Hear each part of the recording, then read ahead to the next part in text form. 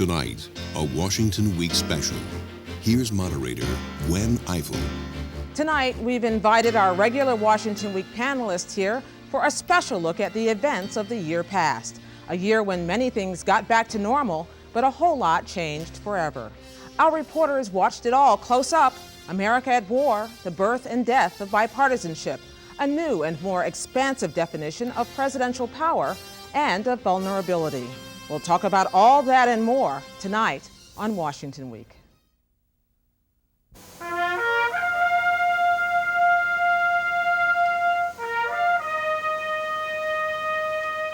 I would give anything to go back to the morning of September 11th and tell him how much I appreciate everything he's done for me. But I think he knows that now.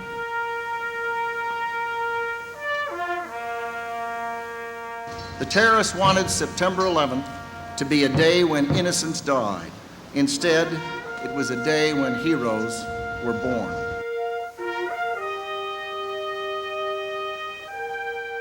They have not destroyed us, and yes, we are stronger. Ours is the cause of human dignity, freedom guided by conscience and guarded by peace. This ideal of America is the hope of all mankind. That hope still lights our way, and the light shines in the darkness, and the darkness will not overcome it.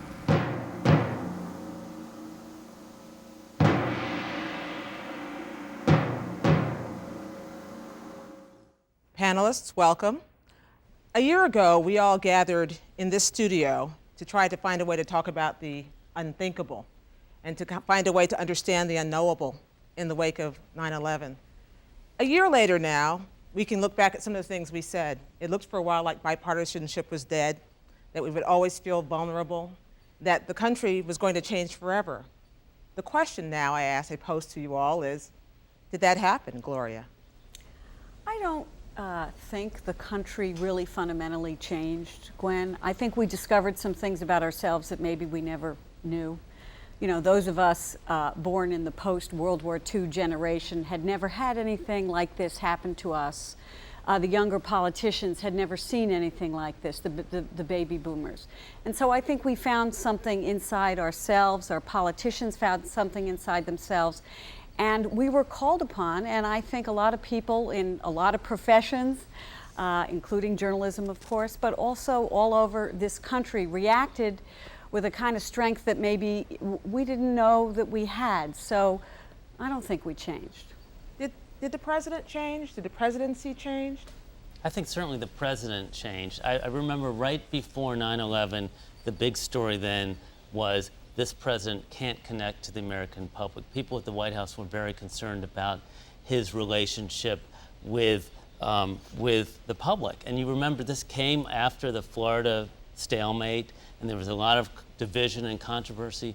Now we have a situation where Democrats, Republicans, even people who didn't vote for him and didn't like him will always remember when he came before Congress 2 weeks after 9/11 and gave that stirring speech. They'll remember the scene of him at Ground Zero with the hard hat, with his arm around the firefighter. And I think no matter what you say about this president, whether you agree with him or disagree with him, those are images that are going to stay with him for a long time. David? I think we saw a big difference in the president and the presidency itself. We had just come from an administration with Bill Clinton, a fellow who filled every room, and yet the presidency seemed small. And then we had a figure who seemed small and who was all of a sudden in charge of a presidency that was so very, very big. I think it surprised us all. You know, though, on the question of did George W. Bush fundamentally change, I guess I have a somewhat different take, which is I don't know that he personally changed, but I think that he got a real focus to the job that perhaps he didn't have. I mean, you heard that from some of the people closest to him as well, and he himself talked about this is now to be what our administration will indeed spend its time on it and be our legacy. And I think that sharpening of the focus really had an impact. Mike Duffy, you've written a lot about this president and his father and the relationship between the two presidencies, 41 and 43. Expand on that a year later. We may be spending a couple of years expanding on it, judging from what's happened this week. I think what's interesting about the last year is that it seemed to be a moment made for George Bush as a way of thinking about the world. He tends to break things up into good and evil, us versus them, you're with us or you're with the terrorists. He has a sort of simple moral clarity about everything. It's how he talks and speaks. And this was an event that really was kind of tailor-made for his way of thinking and speaking. And I think it was black and white world there for a while. And as the world gets grayer again, and as it gets more ambiguous, I think it'll be a real challenge for Bush to see if he can bring that clarity to bear every time something happens. You talk about the events of this week, and of course that's not only the events of the anniversary, but the run-up to a war, at least a war that he is predicting in Iraq. The President was speaking at the United Nations this week, and some of that straightforwardness is what you're talking about. We heard. Let's listen to a little bit of it. Iraq has answered a decade of UN demands with a decade of defiance. The Security Council resolutions will be enforced. The just demands of peace and security will be met, or action will be unavoidable. Tom Gelton, the President is outlining a big new front in a different kind of war here that is going into Iraq, and he went to the United Nations a little bit grudgingly, it seemed, to actually do something about that, to get some support for that. Can we fight the war in Iraq and still fight the war that we're supposed to be waging against this open-ended war on terror? Well, Iraq is listed as a state sponsor of terrorism. I don't think anyone would deny that in terms of the evildoers of the world that President Bush talked about last September, that Saddam Hussein is one of the evildoers. I think it's a pretty easy transfer to make in that sense. But the lineup of international support behind the United States for a war on Iraq is so different from what it was last September, when the entire world rallied around this very simple idea that terrorism should no longer be a way to get your point made or to achieve power in the world. There was not a single country, a single leader who was willing to stand on the side of Osama bin Laden and al-Qaeda. The United States had the whole world behind it. Now, as we try to refine this war on terrorism and pick out a new target, Iraq, it's a totally different situation, which is why President Bush this week in the United Nations found himself faced with an extraordinarily challenging task, trying to rally the world behind him for this second stage of the war. Dave Broder? I think this president has been extremely effective in defining situations. What remains to be seen is whether he can carry through, convert the words to action. We are still not where we need to be in Afghanistan, and this administration seems very reluctant to make the commitment to peacekeeping and nation building in that country, which is devastated today, that it made to ousting the Taliban and chasing the al-Qaeda forces out of there. Iraq will be a much larger challenge, and I'm not sure that the world looking at us in Afghanistan believes that the United States will have the stick-to-itiveness to do what really will need to be done if we oust Saddam Hussein. What of the fate of the president's men and women, not only Donald Rumsfeld in the Pentagon, but Colin Powell at State Department, Condoleezza Rice in the National Security Council? Are they now in a fundamentally different position than they were, or are we just beginning to see it? How about Colin Powell? There's a rumor every week about what's happening. There is a rumor every week about whether or not Colin Powell will resign. I think if you look at a year ago, you heard a lot of those rumors too. I believe he was on the cover of Time magazine saying, can he last, or he's ineffective. He certainly turned that around in the last year, and he largely got this coalition together over the year. But I think right now, and I think Iraq will do this, as Michael mentioned, you're moving into a much grayer area. And the public is much more sophisticated about foreign policy and the military than a year ago. They're paying attention. They know what's happening in Afghanistan. They know Iraq is different. And that's going to be difficult for everyone. And the leaders. It will be interesting to watch Donald Rumsfeld. He's become such a rock star this past year. The briefings are riveting. People love to watch them. If the United States moves into a different kind of war that's not black and white, I think it's going to be a whole different scene. And in fact, Gwen, the public is asking the question that you posed. Can we fight both in a war against Iraq and the war on terrorism. Is the public asking that question? The public is asking that question because the polls show that a large majority of the public is willing to go to war in Iraq. A surprisingly durable majority is willing to go to war with Iraq, but most of those people also say they want international backing. Now, why is that? It's not because suddenly the American people have become fond of the British government or the French government or some abstract notion of multilateralism. It's that, number one, it's a little bit of a reality check to have someone else joining you. It's someone else to share the burden. But it is also that point that the war on terrorism requires an awful lot of cooperation, and if that alliance falls apart, we may lose more than we gain. Alexis, inside the White House, we're always watching the tea leaves move around and who's up and who's down and why things happen. And of course, there have been lots of theories this week about why things happen in Iraq or why they don't. What's your take on it from inside, watching it every day? Well, I think some of our friends here have touched on one of the elements of it, which is that Bush himself as a person has not changed. His basic framework of view of the world is there. He talked about it in the soundbite you used, which is action. He thinks he's a man of action, and to lead is to lead others into action. One of the things that has struck me about what has happened to President Bush in the last year is that a president comes to the sense of seriousness about what he's doing, sometimes by fear in a good way. And one of the things that you hear a lot in the White House is, right now in terms of Iraq, is the concern about the information they don't know and wanting to prevent what they felt they missed with bin Laden and the Al-Qaeda. And there's a lot of the undertow of concern about what would people say, what would we do, how would we live with that if we did not act? It would be irresponsible of us not to act.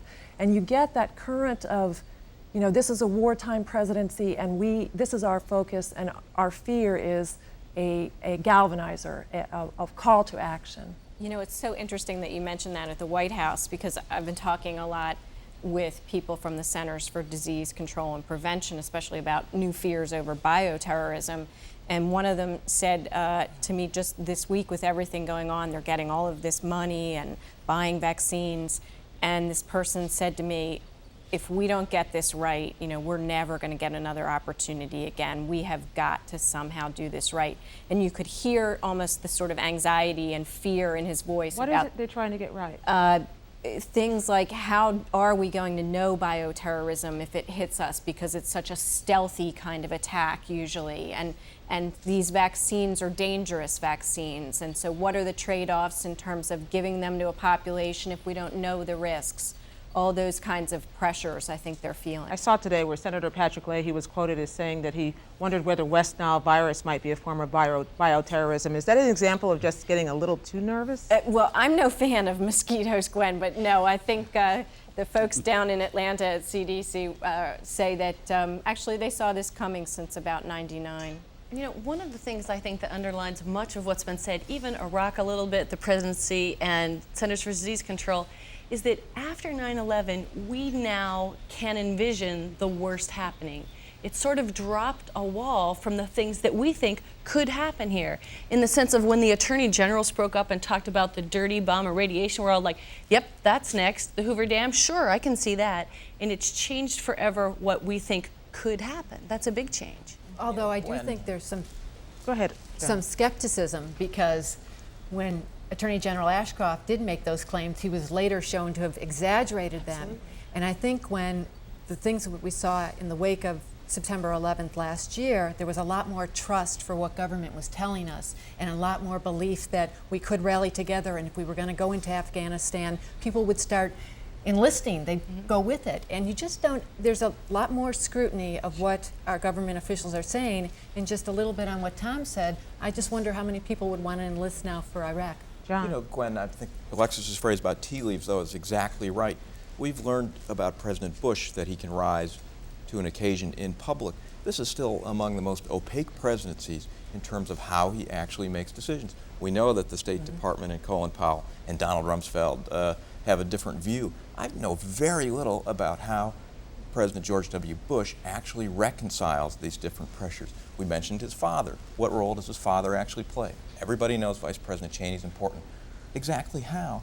I mean, we do not have a very clear sense of how this president's mind works. He follows one of the most transparent presidents. The one I covered, President Clinton, he basically thought out loud. And it wasn't a mystery what Bill Clinton thought. And for that matter, his aides were usually pretty free at filling in the holes. This just is not the case. There's more that we don't know about President Bush even a year later than what we do, I think. And Michelle. Well, one of the things that has certainly changed over the course of the year is the balance between security and freedom. And I think everybody understands that there is a balance and different societies order it in different ways. But I think that may be one of the most lasting impacts of the year. The reason I bring that up is it speaks to some of the things we've been talking about, secrecy. The three things that have changed mainly because of the Patriot Act are secrecy. It has expanded the government's ability, law enforcement's ability to operate in secret.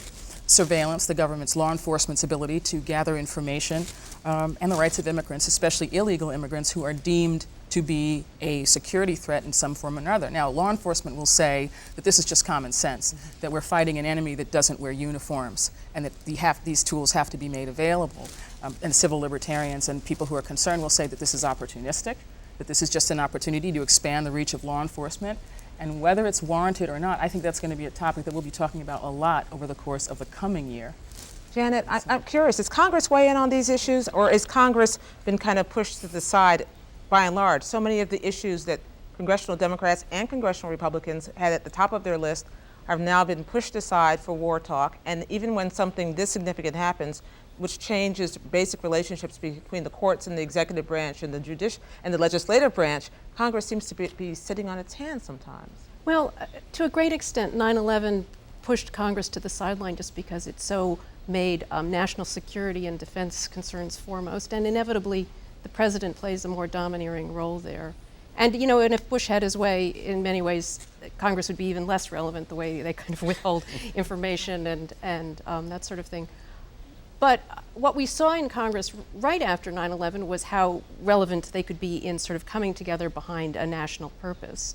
I mean, there was this sort of big splash of bipartisanship because there was a clear goal, strong presidential leadership, and Congress came together to pass an airline security bill, an anti-terrorism bill with all sorts of ramifications that some people may regret.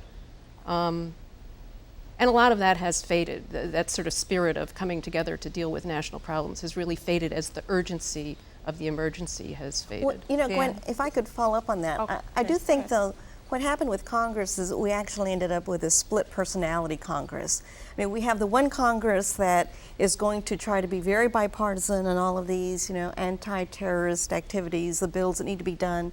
But we also have the old Congress that is still very, very partisan on all of the domestic issues. And I think that is fundamentally because there are these deep ideological differences between Republicans and Democrats over the role of government.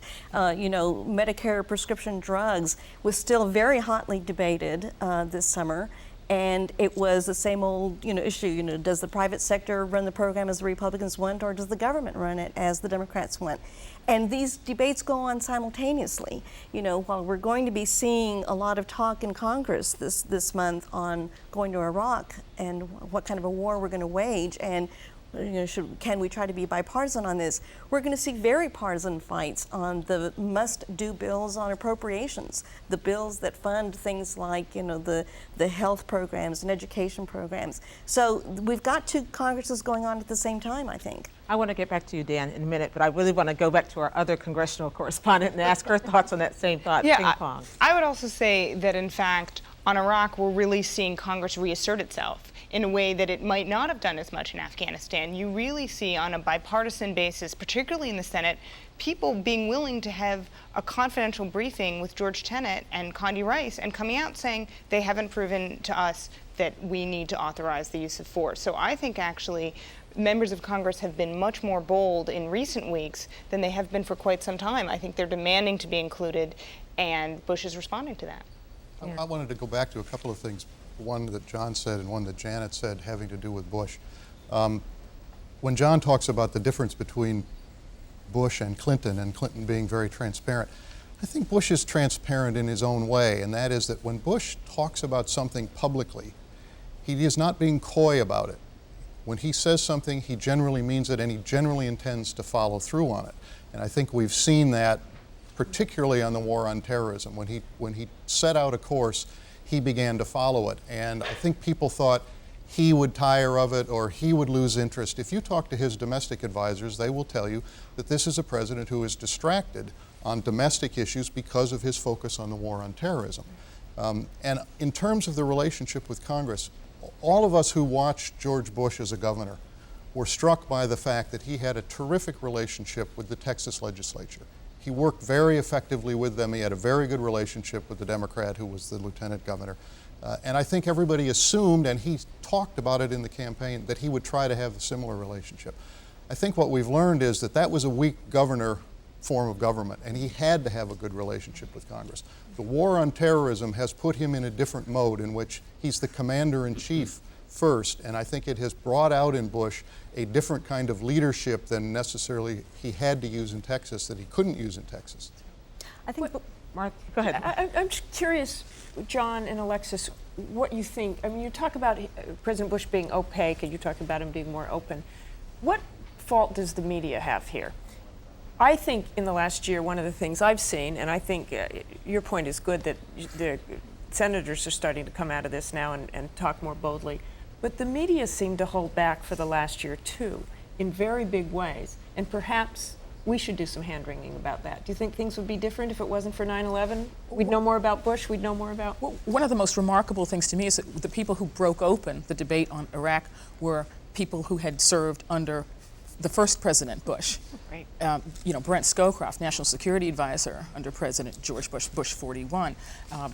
You know, Henry Kissinger, of course, is a sort of a senior statesman of American diplomacy. They are the people who broke open the debate on Iraq and discussing openly and publicly and in detail whether or not this was good public policy, our most urgent foreign policy priority. Are you suggesting then that they had to break it open because we weren't going to? I'm not sure, Gwen, whether it is that Congress hasn't fulfilled its traditional role as the loyal opposition, or whether that senior leaders in Congress, who many of whom have military experience. So it's interesting to me that there seem to have been some hesitant that they haven't articulated a policy. I agree with you about Congress not fulfilling its institutional role. It seems to me that if you were going to generalize, you would say that the institutional conflict between the legislative and executive branches has grown during this past year. It has not diminished, as I think many of us expected it would right after 9/11.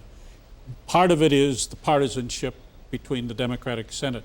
But it's not just that. As you know, Michelle, one of the people who's really on their case as far as civil liberties and the conduct of the Justice Department is the Republican chairman of the House Judiciary Committee. And that's an institutional fight, not a partisan fight. Well, I was just going to say, I just think in general, the quality of the policy debate right now is richer than I think I've seen in a long time.